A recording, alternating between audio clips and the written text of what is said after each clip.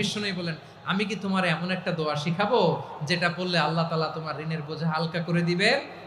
আবু উমামা বললেন, ইয়া রাসূলুল্লাহ, অবশ্যই শিখাবেন। বিশ্বনবী বললেন, তাহলে তুমি পড়বা, আল্লাহুম্মা ইন্নী আউযু বিকা মিনাল হাম্মি ওয়াল হাযান ওয়া আউযু বিকা মিনাল জুবনি ওয়াল বুখল ওয়া আউযু বিকা মিন গালাবাতিদ দাইনি ওয়া কাহরির রিজাল।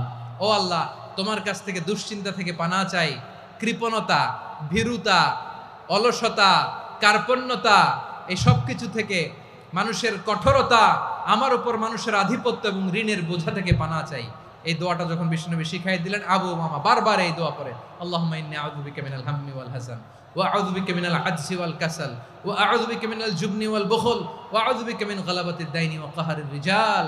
আবু উমামা বলে, এই দোয়া আমি পড়তে লাগলাম। কিছুদিন পরে দেখা গেল বিশ্বনবীর শেখানো এই দোয়ার বদৌলতে আল্লাহ তাআলা আমার সব ঋণ পরিশোধের ব্যবস্থা করে দিয়েছেন।